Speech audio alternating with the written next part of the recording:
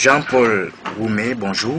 Bonjour monsieur. Vous êtes éducateur spécialisé et directeur du centre psycho-éducatif RPA. Pour commencer, je voudrais vous remercier parce que vous faites partie des rares personnes qui ont accepté d'aider le gouvernement camerounais dans l'accompagnement des personnes souffrant de l'autisme.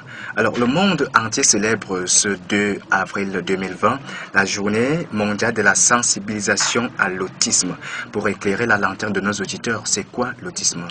L'autisme aujourd'hui est considéré comme un trouble neurodéveloppemental qui surgit dès la deuxième année de la vie de tout un être humain, parfois la troisième.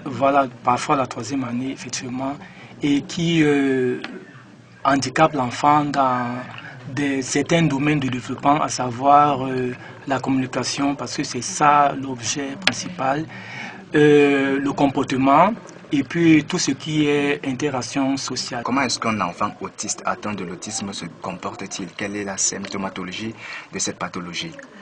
Alors, les enfants autistes ne se comportent pas tous de la même façon. Il y a des signes d'alerte déjà qui annoncent des troubles comportementaux. Donc, à savoir, à partir de 6 mois, si un enfant ne vous sourit pas, ça veut dire quoi? Ça veut dire ceci. Si je fais un petit sourire à l'enfant, il doit vous renvoyer le même sourire. Si je chatouille l'enfant, l'enfant doit un peu gesticuler, voilà. Si je fais des gestes conventionnels, par exemple, au revoir, taper dans les mains, à partir d'1 an, tous les enfants doivent quand même taper dans les mains parce que c'est la maman, la première personne à stimuler l'enfant. Si l'enfant dit « Ah, bravo !» en tapant dans les mains, l'enfant doit imiter les gestes. Si l'enfant ne renvoie pas cela, l'enfant peut se mouiller, par exemple, en longueur de journée. Eh bien, un enfant autiste ne va jamais crier ou alors pleurer parce qu'il est mouillé. Tu peux te déplacer pour aller peut-être au marché, tu vas retrouver ton enfant sur place, l'enfant ne va jamais bouger et tout. Donc, ce sont des signes d'alerte. Mais les psychologues, les éducateurs spécialisés ou alors les orthophonistes posent les évaluations. Parce qu'un éducateur comme moi peut poser une évaluation.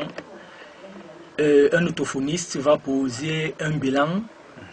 Et puis, un psychomotricien ou un pédopsychiatre va faire un diagnostic. En fait, tout est pluridisciplinaire. Donc, chacun a sa compétence. Effectivement, la prise en charge est pluridisciplinaire. Chacun doit poser, n'est-ce pas, une évaluation selon ses compétences.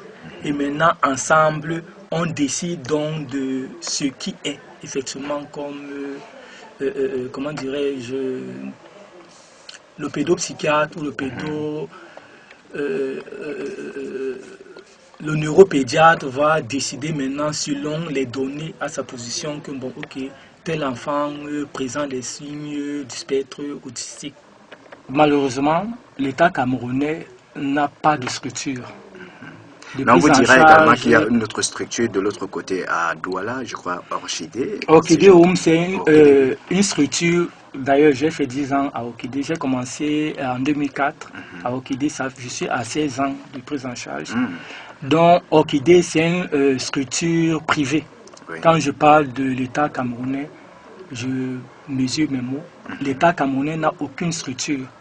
Au Cameroun, on n'a pas véritablement des centres de prise en charge de l'État pour les enfants autistes. Il n'y a que des parents qui ont des enfants autistes qui ont créé des centres de prise en charge. Jean-Paul Roumet, on sait qu'au Cameroun, cette pathologie est souvent considérée comme un phénomène paranormal. Et comment est-ce que les parents qui viennent vous rencontrer comment sont-ils contents ou bien très fustigés ou alors malheureux? Je dirais ces parents sont au bout du gouffre.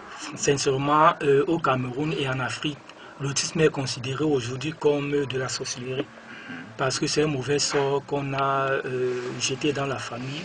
Voilà, je le disais tout à l'heure, plusieurs Camerounais en souffrent et cette maladie n'est pas détectée. C'est un handicap, pas une maladie. Voilà, c'est un handicap, n'est pas prise en compte? Ben, déjà, sachant que l'autisme est un handicap, on ne guérit pas de l'autisme, mais tout ce qu'on fait, c'est que l'enfant autiste peut être autonome. Qui dit autonome voudrait dire se prendre en charge soi-même. Donc c'est notre combat, nous les éducateurs, nous les responsables des structures de prise en charge. Tout ce qu'on voudrait, c'est que l'enfant autiste sort de l'autisme. Voilà, et qu'il soit autonome dans tout ce qu'il fait. Il y a plein d'enfants autistes qui sont des célébrités dans le monde entier. Voilà, ils ont leurs propres structures. À 6 ans, l'enfant peut retourner à l'école, peut se comporter comme les autres enfants sans toutefois différence.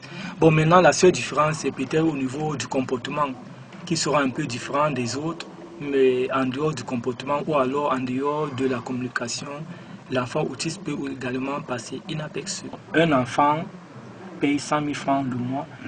Et je ne peux pas vous dire combien un éducateur spécialisé coûte à notre structure. Parce que nous avons des partenaires qui subventionnent quand même la prise en charge des enfants.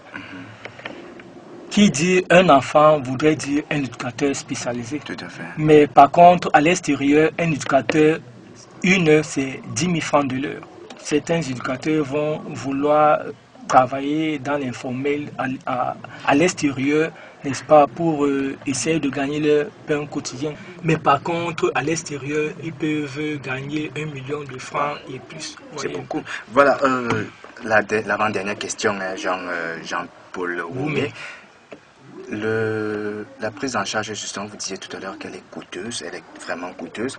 Et au sein donc de votre structure, combien de personnes, combien d'enfants prenez-vous peut-être en charge? Et le nombre, enfin, la population ou bien vos clients, ce sont qui? Ce sont les personnes aisées ou alors les personnes moins aisées? Alors, je voudrais d'abord enlever le nom ou le mot client. Parce qu'on ne parle pas de client. Vos patients. Oui, on peut dire patient, mais sauf qu'on parle de la prise en charge. Qui dit patient voudrait dire avoir de l'argent derrière le patient. Ben oui, voilà. Les parents sont-ils issus d'une classe sociale élevée ou pas? Si je parle de notre structure fait déjà dans le social, parce que nous avons une association qu'on appelle RPA. RPA voudrait dire Rassemblons-nous pour l'autisme. Alors nous considérons qu'au Cameroun, tout le monde est pauvre. Bon voilà, mais tout le monde ne peut pas aussi être pauvre. Voilà. Donc ce qui fait que nous tenons compte de tout le monde.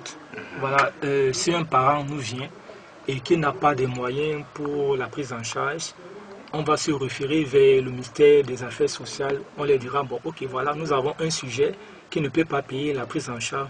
Nous pensons quand même que vous pouvez aussi nous aider ou alors nous alléger par rapport aux impôts, quelque chose du genre, ou par exemple la publicité et tout et tout. Voilà comment nous essayons de travailler avec le ministère des Affaires sociales. Mais tout le monde trouve quand même son compte. Nous en sommes pratiquement à 50 personnes que nous avons pris gratuitement en charge. C'est encouragé, voilà pourquoi je vous remerciais tout à l'heure. Je ne parle pas des étudiants de Yaoundé 1 que nous prenons gratuitement également en formation.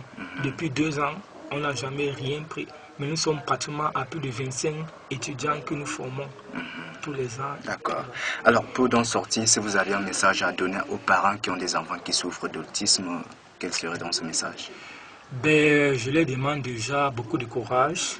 Donc, je leur demande simplement de se rapprocher de ces structures. Tous se connaissent, on se connaît nous tous. Voilà. D'accord, je crois que c'est le mot de la fin. Jean-Paul Woumé, merci d'être venu à NB1. C'est à moi de vous dire merci de m'avoir invité sur votre plateau radio. Merci à vous. Bonne journée. Bonne journée à vous, monsieur. Merci.